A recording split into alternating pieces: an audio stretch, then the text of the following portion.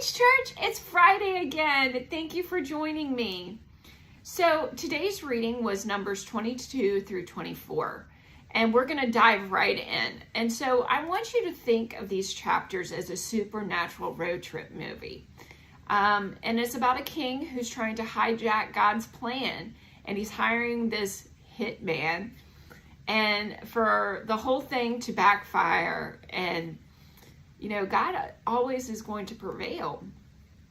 And so let's dive into chapter 22. So the king of Moab is terrified of the Israelites. So he hires, let's call this a sorcerer. But Balaam is a prophet. So the king hires him to put a curse on the Israelites. And he figures if he can't beat them in battle, that he's going to use black magic to do that.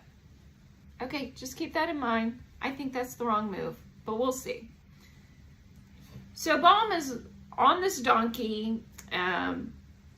He knows God, but this man really likes money. As he's riding to meet the king, God sends an angel. And so this angel is in the road, and Balaam's on this donkey, and Balaam can't see. He can't see the angel, but the donkey does. Can you imagine? You're riding, and this thing just stops.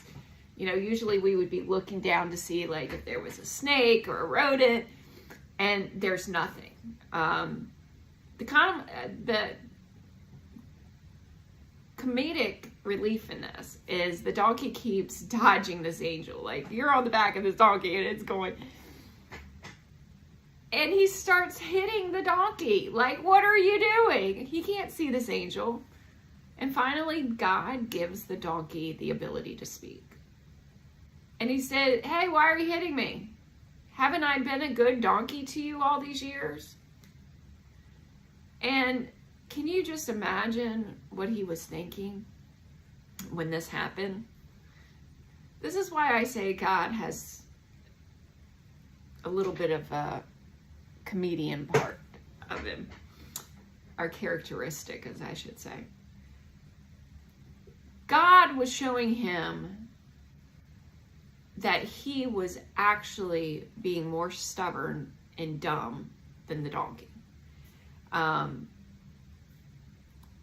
does that to us.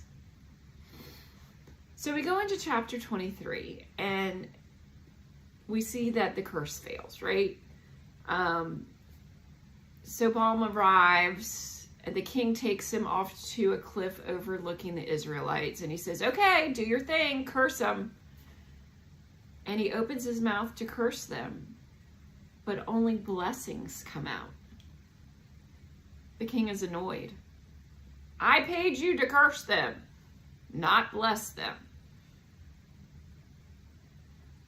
So the king takes him to a different spot, thinking the vibe was wrong. So he opens his mouth again, and he blesses them even harder. So by this time, think about it. The king is furious. And he tells him to stop talking altogether. And he looks at him, and he says, wow, their camp is beautiful. God is with them. And what are we learning here? That no one can cancel what God has decided to favor. No matter how much money or bad energy someone throws at you, if God has your back, their words just turn into air. So we go into chapter 24. Instead of a curse, Balaam gives, and this is your spoiler alert, for the future, he predicts that a star, a great leader, will come out of Israel and defeat all of their enemies. Well, we know what he's setting this up for, right? But wait, what happened to him?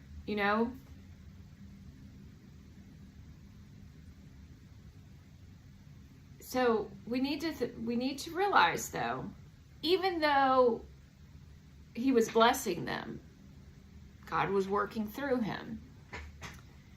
He still wasn't exactly a good guy, right? He was doing it because God forced his hand. And this is a reminder that God can use anyone, even a greedy person with a literal donkey, to get his will done, to get his message across. We see that the enemy tried to use spiritual warfare to stop God's people, and he failed. We see the donkey was smarter than the expert. Every time the enemy tried to say something bad about Israel, God put in his own autocorrect, right? And instead of cursing or hurting Israel, he blessed them. I want you to think of this lesson as a spiritual identity theft protection. In today's world, people often worry about the negative, and if someone likes them or if someone's been talking behind them or their back. Let me tell you, number one, used to worry about it all the time. But in Numbers 22 through 24, it shows us that God, if he has a purpose for our life, no one can counsel the culture or the negativity will not stick. If God has a purpose, his will be done. Meaning, if God has blessed you, no one can unbless you. I also want you to think about the donkey. And I want us to think about people in our life. And think about people that have tried to show us a different way or tell us something for our own good. So I want you to think about that. Was there ever a time a parent or a leader or a friend tried to give you advice maybe, and you just went ahead and did your own thing and come back and they were right? You thought they were crazy, but then they were right. I don't want us to ignore the donkeys in our life. We need to be intuitive about the warning signs or best advice that comes from the most unexpected places. It could be an employee at work. It could be a child. And we might even find this as like an annoyance. But God gives us signs. So just be mindful of that. Do not ignore the donkey in your life. I want you to remember that. I want you to know that no one can hijack a blessing. We often try to manipulate our way into success. Or there's some of us that do try to curse our competition to get ahead. But in this story, it proves that character beats chemistry. You don't need to worry about the people trying to bring you down. If God has a clear blessing for your takeoff, no hater has the authority to ground your flight. Their curse, their hex, just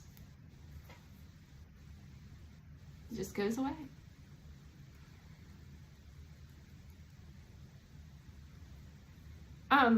I want you to think about it in today's. Think about all the celebrities and influencers who are incredibly talented, but have zero integrity behind the scenes. Don't be impressed with someone's platform or talent. Look at their heart. Being a prophet doesn't matter if you still are chasing a paycheck over the truth. Meaning,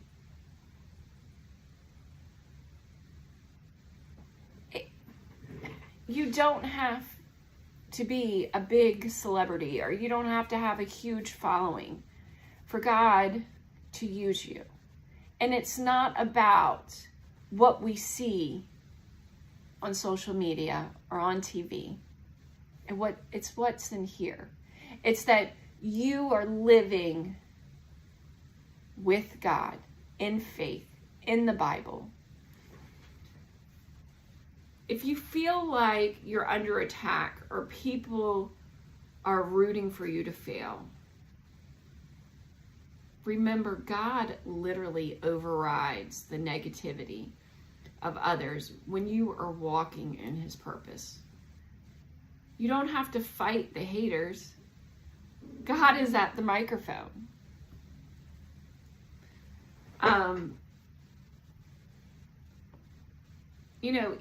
Balaam even eventually realized he couldn't curse Israel. So he tried to get them to curse themselves by making bad choices. No matter how hard we try, we cannot stop God's will. So, when you go throughout this week, number one, as I always say, you wake up in the morning, ask God for his armor and his protection. And as long as we are in step with God, no weapon formed against us will prosper. All right, Beach Church, go out and figure out who the donkeys are in your life. And I will see you back here next Friday.